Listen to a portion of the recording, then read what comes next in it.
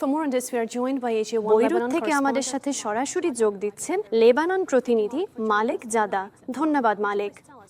সাম্প্রতিক ইসরায়েলি হামলার পর দক্ষিণ লেবাননের বর্তমান পরিস্থিতি সম্পর্কে আমাদের কিছু বলবেন কি? আমাকে আমন্ত্রণ জানানোর জন্য ধন্যবাদ। প্রথমত, আমরা কথা বলার সময়ও ইসরায়েল দক্ষিণ লেবানন এবং বেকা জেলায় বিমান হামলা চালাচ্ছে, যা উল্লেখযোগ্য কারণ বেশ কিছুদিন পর এই প্রথম বেকা অঞ্চলটি ইসরায়েলি বিমান হামলার লক্ষ্যবস্তু হয়েছে।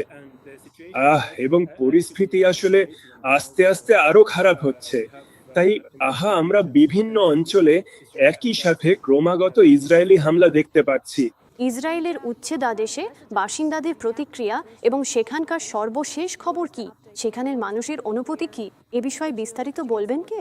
হ্যাঁ, গতকাল দক্ষিণের বেশ কয়েকটা এলাকায় সরিয়ে নেওয়ার আদেশ দেওয়া হয়েছিল, আর যা কিছুটা আতঙ্ক সৃষ্টি করেছিল এবং অনেক মানুষ একই সাথে এই গ্রামগুলো ছেড়ে চলে দিয়েছিল।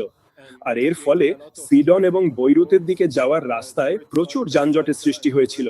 তাই হাইওয়েতে এমনকি বিকেলের দিকেও রাস্তাটি পুরোপুরি বন্ধ হয়েছিল এবং সাধারণ মানুষ ঘন্টার পর ঘন্টা ধরে সেখান থেকে চলে যাওয়ার চেষ্টা অনবরত চালিয়ে যাচ্ছিল।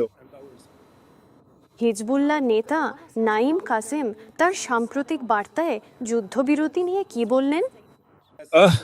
নাইম কাসেম গতকাল এক বিবৃতিতে উল্লেখ করেছেন যে লেবানন বা হিজবুল্লাহ আসলে ওয়াশিংটন থেকে লেবানন সরকার এবং ইসরায়েলের মধ্যে হওয়া কোনো চুক্তিকে মেনে নিতে বা সম্মান করতে রাজি হবে না, কারণ হিজবুল্লাহ ইসরায়েল এবং লেবাননের মধ্যে যে কোনো সরাসরি আলোচনার স্পষ্টভাবে বিরোধিতা করে।